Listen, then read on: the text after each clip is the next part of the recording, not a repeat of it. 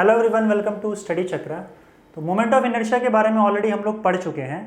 अब हम क्या कर रहे हैं यहाँ पे कि कुछ बॉडीज़ का मोमेंट ऑफ इनर्शिया कैलकुलेट करेंगे along different axes passing through the body.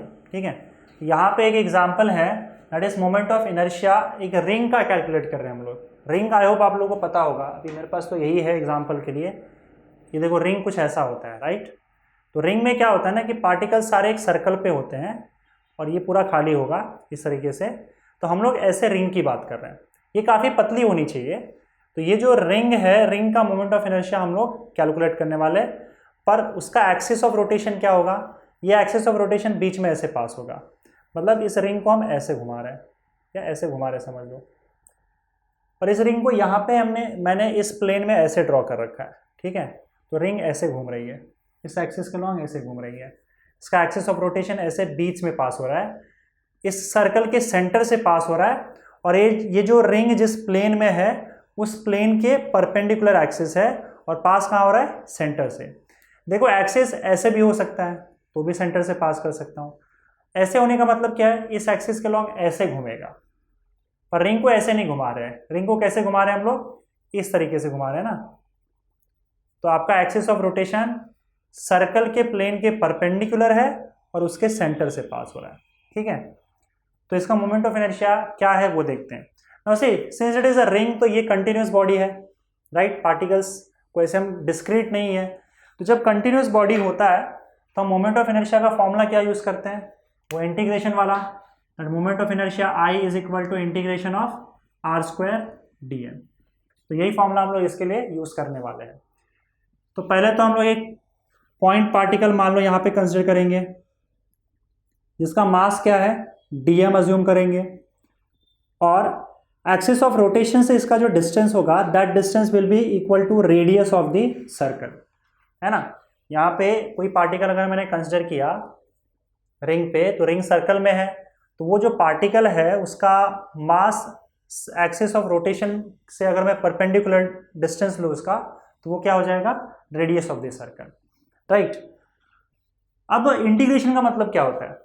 Integration का मतलब ये होता है कि जैसे इस पार्टिकल का मैं मोमेंट ऑफ इनर्शिया कैलकुलेट कर लेता हूँ। ठीक है, तो moment of inertia D I लिख देता हूँ। So moment of inertia of point particle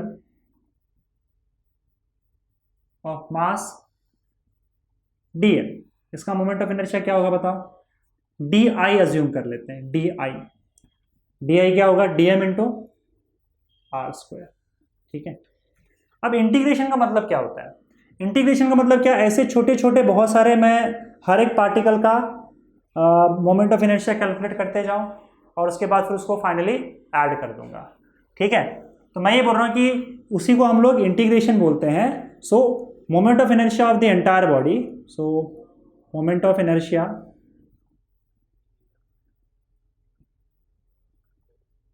of ring I क्या होगा बताओ, it will be integration of D M into R square. इसका इंटीग्रेशन होगा, राइट। फॉर्मूला है हमारे पास, या आर स्क्वायर डी एम लिखो या D M into R square. मैंने इंटीग्रेशन का मतलब समझा दिया कि ऐसे छोटे छोटे पार्टिकल्स बहुत सारे हैं, इसको डिवाइड कर देंगे हम लोग और सबका छोटे छोटे पार्टिकल्स का इस तरीके से हम मोमेंट ऑफ इनर्शिया कैलकुलेट करेंगे और उन सबको ऐड कर देंगे। ठीक है, तो ऐड करने पर मुझे इस मोमेंट ऑफ इनर्शिया इस पूरे रिंग का मिल जाएगा। इसी प्रोसेस को हम इंटीग्रेशन बोलते हैं। ठीक है, तो इस इंटीग्रेशन में हम इतना ही करते हैं, और इंटीग्रेशन के कुछ फॉर्मूले हैं, उस फॉर्मूले का हम लोग यूज़ कर देंगे। अब यहाँ पे देखो क्या होगा ना कि इंटीग्रेशन का एक रूल है कि अगर सपोज करो इंटीग्रल के अंदर कोई कांस्टेंट होता है, तो वो कांस्टेंट जो है वो इंटीग्रेशन के बाहर आ जाएगा। तो यहाँ पे इस प्रोसेस में देखो, जब मैं छोटे छोटे पार्टिकल्स के मास को यहाँ पे अज्यूम कर रहा था, तो हुआ क्या है कि अगर मैं इस पार्टिकल से इस पार्टिकल पे जाता हूँ तो इस पार्टिकल का मास कुछ और हो सकता है, इस पार्टिकल का मास कुछ और हो सकता है, राइट। तो मास तो चेंज हो सकता है, दैट इज ट्रू, लेकिन ये वाला पार्टिकल चाहे ये वाला पार्टिकल, हर एक का जो डिस्टेंस होगा एक्सिस से परपेंडिकुलर डिस्टेंस, वो रेडियस आर के बराबर ही होगा। ठीक है, क्योंकि सब सर्कल में ही है सारे पार्टिकल्स, तो सबका डिस्टेंस एक्सिस ऑफ रोटेशन से सेम रहने वाला है। तो इसका मतलब ये आर, जो कैपिटल आर है वो कांस्टेंट है और उसको आप इंटीग्रेशन के बाहर ले सकते हो, ठीक है। So it will be integration of dm। अब इंटीग्रेशन ऑफ dm क्या होगा, मतलब जो भी छोटे छोटे पार्टिकल्स के मास है सारे उसको ऐड कर दो। तो जब आप ऐड कर दोगे तो क्या मिलेगा आपको, इस पूरे रिंग का टोटल मास मिलेगा। तो मान लो इस पूरे रिंग का टोटल मास m है, तो इसका मतलब integration of dm will be equal to capital M, यही होगा ना, that is mass of the entire ring, right. तो I का वैल्यू क्या हो जाएगा, r² into m। So moment of inertia of the ring about an axis passing through the center and perpendicular to the plane of circle is equal to r² m या फिर mr², ये value होता है।